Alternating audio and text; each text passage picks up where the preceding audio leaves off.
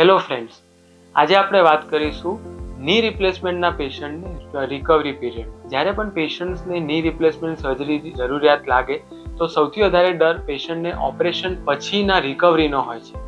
તો કોઈ પણ પેશન્ટની રિકવરી કઈ રીતે થતી હોય છે એના વિશે આજે હું થોડું તમને જ્ઞાન આપીશ.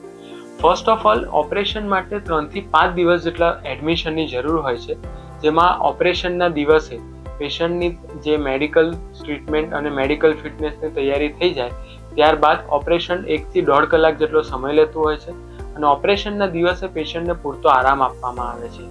પેશન્ટની રિકવરીનો ફેઝ એના નેક્સ્ટ ડેથી સ્ટાર્ટ થાય છે, જેમાં ફિઝિયોથેરાપીનો મેઇન મહત્વનો ફાળો રહેલો હોય છે. પહેલા 2 થી 3 દિવસ ઇન્જેક્શન સાથે પેશન્ટનો દુખાવો અને ઇન્ફેક્શન ના લાગે એની એન્ટીબાયોટિક દવાઓ આપવામાં આવે છે.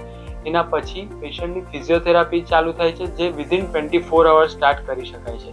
પેશન્ટ વિધિન 24 અવર્સ પોતાના બંને પગ પર ચાલી શકે છે. ઇનિશિયલી ફર્સ્ટ 15 ડેઝ સુધી પેશન્ટને કંઈક સપોર્ટ લાઈક વોકર કાં તો સ્ટિકની મદદથી ચલાવવામાં આવે છે અને એના પછી પેશન્ટ ઇન્ડિપેન્ડન્ટલી વોક કરી શકે છે. પેશન્ટને ફિઝિયોથેરાપીની જરૂર કેટલી પડશે એ કેટલો ઘસારો હોય અને ઓપરેશન દરમિયાન કઈ રીતની પ્રક્રિયા કરવામાં આવે છે એના પર ડિપેન્ડ કરે છે, પણ મોસ્ટ પ્રોબેબલી દરેક પેશન્ટ 15 દિવસથી 1 મહિના જેટલો ફિઝિયોથેરાપીની રિકવરીની જરૂર પડે છે.